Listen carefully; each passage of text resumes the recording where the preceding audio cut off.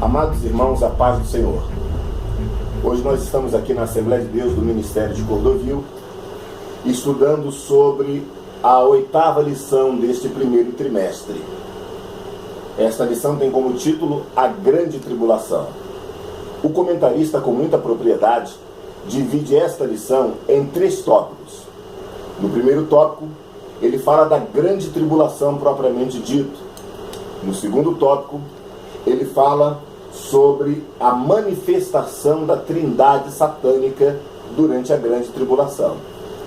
E no terceiro tópico, ele fala sobre o juízo de Deus sobre o mundo durante a grande tribulação. É um assunto muito vasto, é um assunto muito extenso, que mereceria horas e horas de estudo para falar de cada detalhe, de cada ponto, de cada tópico e subtópico. É importante que o professor busque em várias fontes de consulta. É importante que ao longo de toda a semana haja um intenso estudo sobre este assunto. É claro que o tempo que nos é reservado na manhã de domingo é muito exíguo para explorar o assunto na sua totalidade.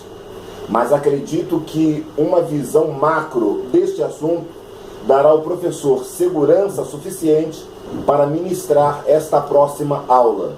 E o nosso desejo é que os professores tenham sucesso na ministração da sua aula.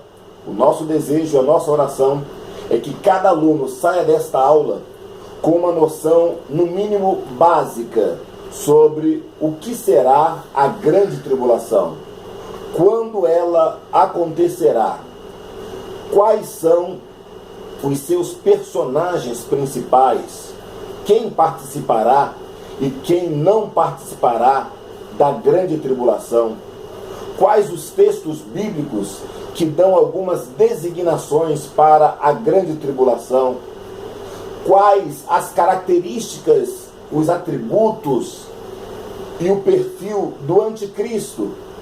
Estes e alguns outros assuntos eu me proponho a discutir com os irmãos nestes poucos minutos. Antes, porém, eu gostaria de fazer uma introdução ao assunto. Para que nós possamos entender a grande tribulação, é necessário que entendamos alguns pontos do livro de Apocalipse, pois, afinal de contas, a grande tribulação é um assunto escatológico. E para entendermos um pouquinho de escatologia, precisamos entender um pouquinho do livro de Apocalipse, que é o livro escatológico do Novo Testamento. Então eu quero convidar os irmãos e amigos para lermos pelo menos 3 versículos, quem sabe 4, em caráter introdutório, para nós entendermos a grande tribulação. Quero convidar os irmãos a ler comigo o primeiro versículo de Apocalipse. Repito, em caráter introdutório, para entendermos a grande tribulação. Revelação de Jesus Cristo, a qual Deus lhe deu, para mostrar aos seus servos as coisas que brevemente devem acontecer. E pelo seu anjo as enviou e as notificou a João, seu servo.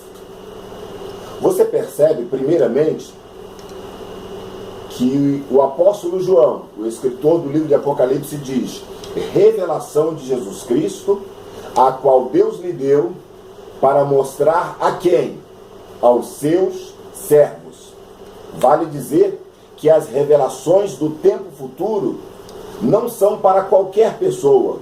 Em outras palavras, não é qualquer pessoa que vai entender o livro de Apocalipse, não é qualquer pessoa que vai entender as revelações do futuro, não é qualquer pessoa que vai entender escatologia, não é qualquer pessoa que vai entender a grande tribulação. Quem vai entender tudo isso está escrito no versículo: para mostrar aos seus servos. Para entender o livro de Apocalipse, tem que ser servo. Para entender escatologia, tem que ser servo. Para entendermos a grande tribulação, temos que ser servos do Senhor. Pois bem, após o versículo 1, o apóstolo João começa a descrever de que maneira o contexto histórico no qual ele se encontrava no momento em que ele presenciou todos os fatos, todos os acontecimentos que se desenrolam ao longo do livro de Apocalipse. Mas no versículo 2, ele diz assim: o qual, quem? O próprio João, o qual testificou. De que João testificou? De que João deu testemunho? O versículo diz: da palavra de Deus, do testemunho de Jesus Cristo e de tudo que tem visto. João usa 3 argumentos fortíssimos para justificar a leitura e interpretação do livro de Apocalipse. O primeiro argumento, a palavra de Deus. O segundo argumento, o testemunho de Jesus Cristo. O terceiro argumento, a própria experiência do apóstolo. Os irmãos percebem a ordem. A palavra de Deus é o primeiro argumento, o primeiro crivo. O segundo crivo é a confirmação do próprio Senhor Jesus enquanto esteve aqui no mundo. E o terceiro crivo, sim, são as experiências e as impressões do apóstolo João. Existem pessoas que, para interpretar tanto o livro do Apocalipse quanto os acontecimentos escatológicos, usa primeiro as suas próprias impressões, as suas próprias experiências, quando na verdade a ordem certa é: primeiro é o crivo da palavra de Deus, depois é o testemunho de Jesus Cristo e por último, sim, são as suas próprias experiências, as suas próprias impressões. Pois bem, a partir do versículo 9 do capítulo 1 de Apocalipse, João começa a relatar como se deu a experiência da ilha de Patmos. Eu, João, que também sou vosso irmão e companheiro na aflição e no reino e na paciência de Jesus Cristo, estava na ilha chamada Patmos por causa da palavra de Deus e pelo testemunho de Jesus Cristo. E fui arrebatado no Espírito no dia do Senhor. E ouvi detrás de mim uma grande voz como de trombeta que dizia: eu sou o Alfa, eu sou o Ômega, eu sou o princípio, eu sou o fim. O que vês, escreve e envia num livro as 7 igrejas que estão na Ásia: a Éfeso, Esmirna, Pérgamo, Tiatira, Sardes, Filadélfia, Laodiceia. Virei-me. Quando João se vira, ele vê um personagem. Ele vê o próprio Filho de Deus, mas não mais aquele Jesus homem, não mais aquele Jesus morto, não mais aquele Jesus crucificado.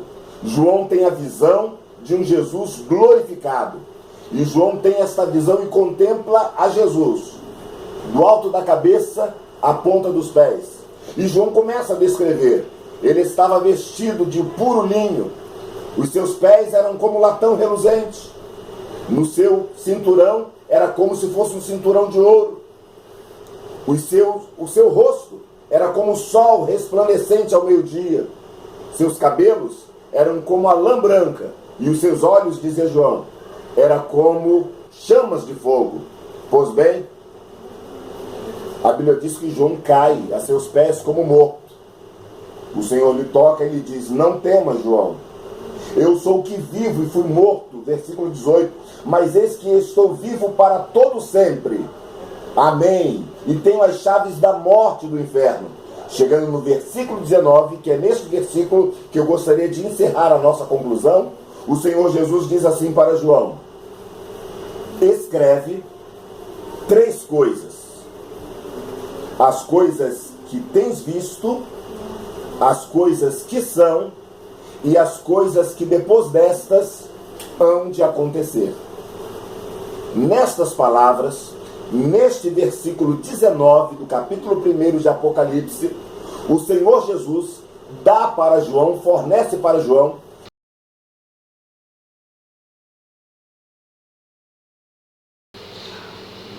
a divisão didática, cronológica e escatológica do livro de Apocalipse. Didática porque fica fácil de nós entendermos pedagogicamente tanto o livro quanto as questões escatológicas. Escatológica porque Jesus está falando de coisas futuras, coisas que vão acontecer. E por que cronológicas? Cronológicas porque percebemos que na divisão Jesus oferece os acontecimentos, Jesus apresenta os acontecimentos passo a passo. Vamos lá. João escreve as coisas que tens visto. Jesus estava se referindo ao capítulo 1 de Apocalipse, que fala acerca da sua manifestação em glória. Segundo, João escreve as coisas que são. Jesus está se referindo ao capítulo 2 e capítulo 3 de Apocalipse, que conta a história da igreja ao longo da história da humanidade. Relata as fases da igreja ao longo da história da humanidade. E agora Jesus fala, escreve as coisas que tens visto, as coisas que são e as coisas que depois destas hão de acontecer. Agora Jesus está se referindo ao livro de Apocalipse a partir do capítulo 4 até o final, no capítulo 22, que é justamente após o arrebatamento da igreja.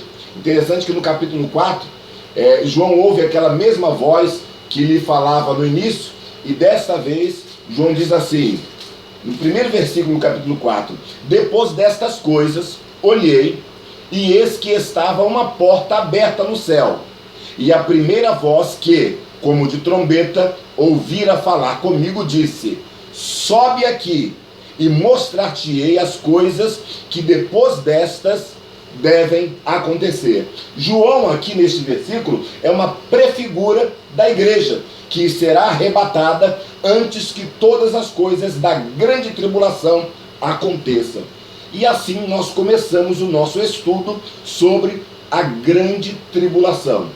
O capítulo 4 de Apocalipse fala do cântico da criação, exaltando a soberania e a majestade de Deus. O capítulo 5 de Apocalipse fala do cântico do Cordeiro, exaltando a majestade de Jesus Cristo como o grande vencedor, que se tornou o único digno de abrir o livro e desatar os seus 7 selos, porque com seu sangue comprou para si homens e mulheres de todas as raças, tribos e nação, e para Deus os fez reis e sacerdotes. E assim iniciamos, a partir do capítulo 6, o estudo sobre a grande tribulação. Irmãos, estudar sobre a grande tribulação é importante para o crente em Jesus. Se este assunto não fosse importante, Deus não reservaria tão grande número de capítulos no livro de Apocalipse. Começa do capítulo 6, 7, 8, 9, 10, 11, 12, 13, 14, 15, 16, 17, 18. São 13 versículos, ou melhor, são 13 capítulos que falam sobre a grande tribulação. Então Deus quer que nós saibamos com o principal propósito de nós não participarmos como protagonistas da grande tribulação, porque a igreja será arrebatada e estará com Cristo. Como dissemos, a grande tribulação, o assunto grande tribulação, é um assunto muito extenso, é um assunto muito vasto, que necessitaria de horas a fios de estudo, de várias fontes de consulta para nós entendermos. Porém, existem algumas perguntas básicas, existem algumas questões bem básicas que nós precisamos nos situar. Nós não vamos entrar em muitas questões controvertidas, nós não vamos entrar no mérito de muitas questões que deixam dúvidas para o povo, mas nós falaremos pelo menos o básico para nós entendermos. Primeiro, quando será a grande tribulação? Em segundo lugar, quem participará da grande tribulação? Quais os personagens, os protagonistas principais da grande tribulação? Terceira pergunta, quem não participará da grande tribulação? Estas e outras perguntas são respondidas aqui pelo nosso comentarista. Eu fiz um rápido esboço para que os irmãos também possam entender como será a grande tribulação. A preparação preparação para a grande tribulação. Os irmãos sabiam que existem alguns acontecimentos na atual dispensação que apontam para o acontecimento da grande tribulação, e nós precisamos estar alertas, precisamos estar atentos quanto a estes acontecimentos. Expressões que designam a grande tribulação, os personagens principais e as expressões que denotam o anticristo, as características do anticristo e alguns fatos marcantes durante a grande tribulação. É claro que algumas destas perguntas são de respostas imediatas, respostas fáceis de serem dadas. Algumas outras são de respostas um pouco mais complexas. Por exemplo, o que será a grande tribulação? A nossa revista, o nosso comentarista, ele já responde aqui logo no início da nossa lição, dizendo que a grande tribulação será um período de tribulação, um período de aflições sem precedentes na história da humanidade. Hoje nós reclamamos de alguns cataclismas, de alguns acidentes, incidentes. Hoje nós reclamamos de algumas pestes, de algumas doenças, de algumas epidemias. Hoje nós reclamamos de algumas catástrofes naturais. Porém, durante a grande tribulação, será o período de maior aflição da humanidade. Pestes, terremotos, mortes, fomes, epidemias. Será um momento difícil para a humanidade. Será um momento terrível. Será um momento de atuação do príncipe das trevas e seus demônios. O período que estamos vivendo na dispensação da graça, Jesus chama este período final da igreja de o princípio das dores. Porém, durante a grande tribulação, a humanidade vai sofrer as verdadeiras dores, dores tão tremendas que diz a palavra do Senhor, disse Jesus, se Deus não abreviasse esses dias, muitos não resistiriam. Então, respondendo à primeira pergunta, o que será a grande tribulação? Será um momento terrível, será um momento de aflição sem precedentes na história da humanidade. Quando ocorrerá a grande tribulação? Seria a segunda pergunta. E a resposta é clara, evidente e rápida. A grande tribulação acontecerá imediatamente após o arrebatamento da igreja. Nós, a igreja do Senhor, não estaremos aqui para a grande tribulação. Como será a grande tribulação? A grande tribulação será em 2 períodos. O primeiro período será uma falsa paz implantada pelo anticristo após o acordo que ele firmará com Israel. É importante nós relembrarmos que as profecias do Antigo Testamento apontavam para a chegada do Messias. O Messias veio, Jesus veio, mas os israelitas não acreditaram. Os israelitas não aceitaram a Jesus como Messias. Por esta razão, os israelitas continuam contando os anos, tendo como referência a saída do Egito. Os israelitas continuam esperando a chegada do Messias. Messias esse que nós, a igreja do Senhor, sabemos que foi Jesus.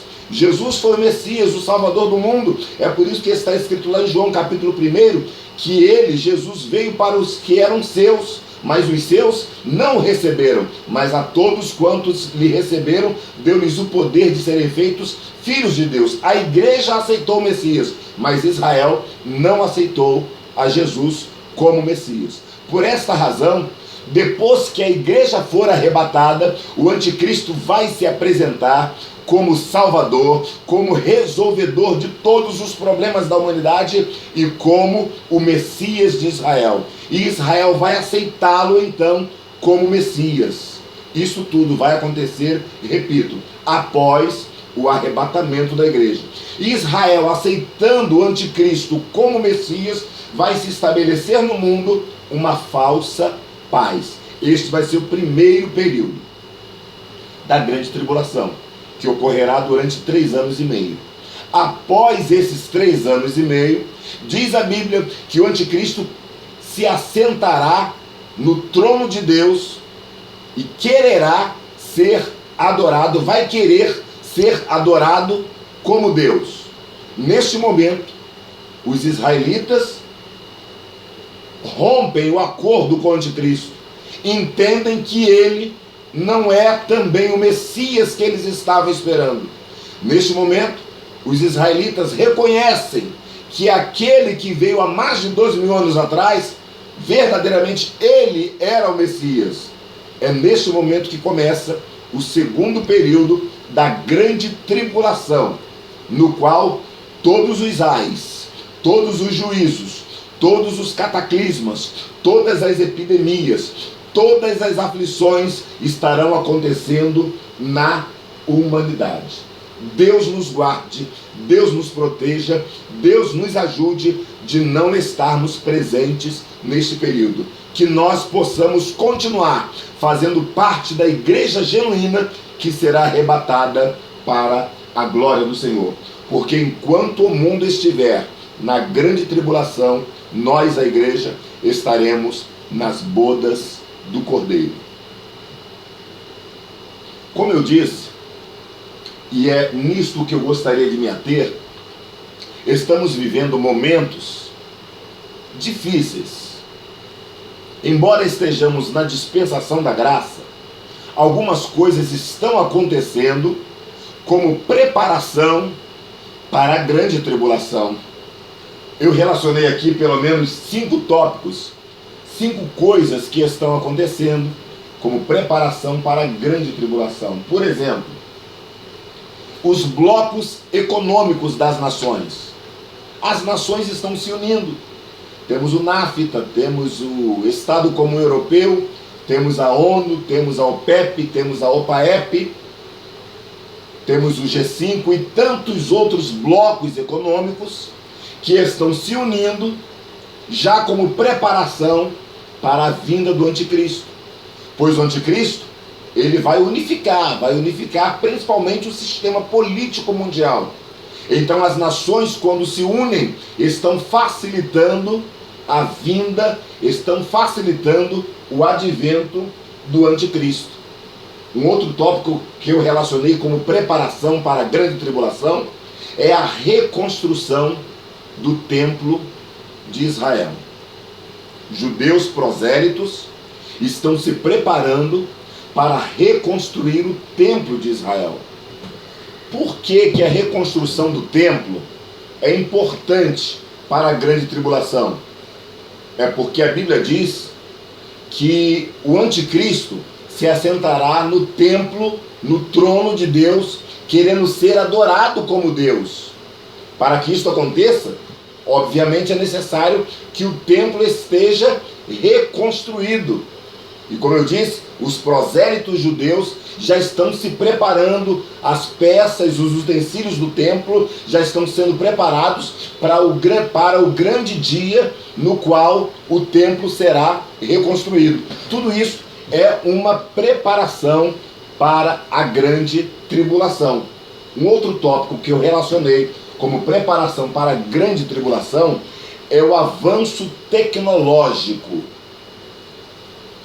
Os irmãos sabem que o anticristo usará de toda a tecnologia possível para implantar o seu sinal, para unificar a política, para unificar as religiões, para unificar o sistema econômico. Então, o avanço tecnológico é de suma importância para a implantação do império e do governo do anticristo. Tópico número 4, a implementação do chip na mão direita.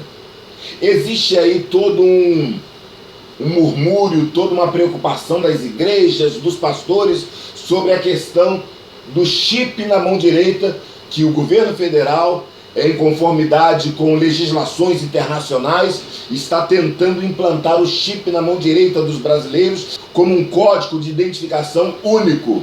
Vem a pergunta: nós, como crentes, devemos permitir ou não a implantação deste chip? Irmãos, se somos pré-tribulacionistas, temos que entender que efetivamente o chip, ou melhor dizendo, o sinal da besta, só será implantado depois que a igreja for arrebatada. Antes do arrebatamento da igreja, muitas preparações haverão para o advento da grande tribulação. Mas muita coisa vai acontecer que vai nos deixar preocupados, que vai nos deixar com uma certa atenção acerca de se devemos ou se não devemos fazer. Irmãos, o importante não é se devemos ou não devemos. O importante é estarmos com a nossa vida preparada para que, quando Jesus voltar, nós possamos subir, nós possamos ser arrebatados. Como último tópico para a preparação para a grande tribulação, eu relacionei aqui a tentativa de Satanás de denegrir o Evangelho em sua mensagem, em sua postura, em seus princípios. Existe todo um desgaste, existe toda uma investida dos demônios e do diabo para desacreditar o Evangelho na sua essência. Leis estão tentando quebrar princípios antigos, princípios de ética, princípios cristãos, princípios familiares. Todo esse aparato, toda essa movimentação política, demoníaca, é para que o Evangelho seja desacreditado, para que quando surgir o anticristo, ele tenha força política, ele tenha força de argumento para perseguir aqueles que não serão arrebatados, aqueles que ficarão aqui na terra durante a grande tribulação. Quais serão os personagens principais? Quais serão os grandes protagonistas da grande tribulação?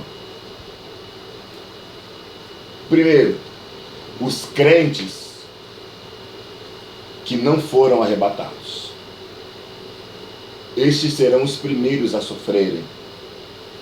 Aqueles que não forem arrebatados, aqueles que não subirem na primeira ressurreição, eles vão passar pela grande tribulação. Eles vão sofrer. Primeiro a angústia de não ter subido, e depois a perseguição do próprio anticristo, com os seus asseclas, com os seus seguidores. Esses são os primeiros tristes protagonistas da grande tribulação. Espero que nem eu e nem você que me assiste neste vídeo pela internet, espero que nós não sejamos estes. Espero que não sejamos protagonistas em loco da grande tribulação. Espero que durante a grande tribulação, nós, eu e você, estejamos na glória, nas bodas do Cordeiro, que foi a matéria da lição passada. Outro protagonista da grande tribulação, como diz o nosso comentarista, é a trindade satânica, os que estarão presentes na terra. A trindade satânica é composta de o diabo, na figura do dragão, que é o falso Deus, o antideus. O anticristo, na figura da besta que subiu do mar, como a figura do falso Cristo, ou como o próprio nome dele já diz, do anticristo. O falso profeta, a besta que subiu da terra, é a figura do falso Espírito Santo, ou do anti-Espírito Santo. É falso porque não é o verdadeiro. É anti porque é contra tudo aquilo que se fala e vem de Deus, e vem de Jesus, e vem do Espírito Santo. Outros protagonistas da grande tribulação serão as duas testemunhas e os 144 mil fiéis judeus escolhidos por Deus para testificarem de Deus durante a grande tribulação. Eu tenho aqui algumas expressões que designam a pessoa do anticristo. O anticristo, ele é o rival, é um que se opõe contra o próprio Cristo, é o oposto de Cristo. Em Daniel capítulo 7, versículo 8, ele é chamado de chifre pequeno. Em Daniel capítulo 8, versículo 23 e 25, ele é chamado de o rei feroz. Em Daniel capítulo 9, versículo 26, ele é chamado de o príncipe que há de vir. Em 2 Tessalonicenses capítulo 2, do versículo 3 até o versículo 12, ele é o homem da iniquidade, o filho da perdição, o iníquo. Em Apocalipse, capítulo 13, versículo 17, ele é a besta que subiu do mar. O mar são as nações, e ele é a besta que subiu do mar, o que foi emergido das nações. Essas são algumas expressões que falam do anticristo. Mas quais serão, irmão Roque, as características do anticristo? Quais serão os atributos, as qualidades, os defeitos? Qual será o perfil do anticristo? Eu anotei aqui alguns tópicos. Primeiro, o anticristo será estelionatário, porque se ele se apresenta como Cristo, ele é um falsário. Então o anticristo será estelionatário. Será narcisista, porque em Daniel capítulo 11, versículo 31 e 36, diz a Bíblia que ele exigirá adoração para si e para a imagem que ele construirá de si mesmo. Ele será centralizador. Em Daniel capítulo 11, versículo 16, a Bíblia diz que ele será o rei que fará segundo a sua própria vontade. Uma outra característica do anticristo é que ele será um operador de milagres. Só que estes milagres que ele vai operar sob a influência do poder satânico. Ele será também um grande articulista. Afinal de contas, ele irá unificar a política de todo mundo. E a Bíblia diz, lá em 2 Tessalonicenses, capítulo 2, versículo 9 e 10, que ele terá um grande poder de persuasão. Então ele estará assim, usando todo este poder para persuadir as nações. Em Apocalipse, capítulo 11, versículo de 7 a 10, e capítulo 6, versículo 9, a Bíblia diz que o anticristo será um grande assassino, porque ele, primeiro, perseguirá todos os crentes que não subiram durante a grande tribulação e terá o prazer de assassiná-los, de executá-los, de torturá-los. Em segundo lugar, a Bíblia diz que ele vai perseguir e vai matar as duas testemunhas. Uma outra característica do anticristo, ele será controlador. Diz a Bíblia em Apocalipse capítulo 13, versículo 17, que ele marcará todos os seus seguidores com um sinal, o sinal da besta, o número 666. Ele será, outra característica, unificador. Por que unificador, irmão Roque? Porque ele vai unificar a política, a economia e a religião. Por que ele vai unificar a religião? Porque ele quer a adoração só para si. Por que ele irá unificar a economia? Porque controlando o dinheiro será mais fácil de controlar todo mundo e todas as nações.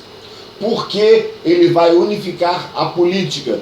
Porque ele é o falso Messias. E como falso Messias, todas as nações darão uma carta de crédito, darão crédito ao falso Messias que se apresentará. Então, nós falamos nesta primeira parte sobre as características do anticristo, falamos também sobre algumas expressões que falam sobre o anticristo, falamos também sobre a trindade satânica, sobre os personagens que vão estar protagonizando durante a grande tribulação e falamos sobre a preparação para a grande tribulação. Neste primeiro vídeo nós falamos sobre todas essas coisas. No próximo vídeo, na segunda parte desta pequena aula que serve como subsídio, nós estaremos falando sobre os fatos e acontecimentos marcantes da grande tribulação, que é justamente a abertura dos selos, o derramamento das taças e o toque das trombetas. Que Deus possa nos abençoar. Aguardo você no nosso próximo vídeo. Aguardo você na segunda parte deste estudo. Mas tem apenas uma última coisa que eu ainda não falei, que eu gostaria de falar sobre as características do anticristo. Algo muito importante que eu deixei de falar é que o anticristo, além de ser articulista, além de ser unificador, além de ser centralizador, além de ser controlador, além de ser isto e além de ser aquilo, diz a Bíblia em 2 Tessalonicenses, capítulo 2, versículo 8, que o anticristo, ele será um grande derrotado, porque com o sopro da sua boca, o Senhor Jesus vai destruir, vai derrotar, vai aniquilar o anticristo e todas as suas forças, porque o verdadeiro Cristo, o Senhor, Deus Todo-Poderoso, ele sim, Jesus Cristo, ele é mais do que vencedor. Então, aguardo você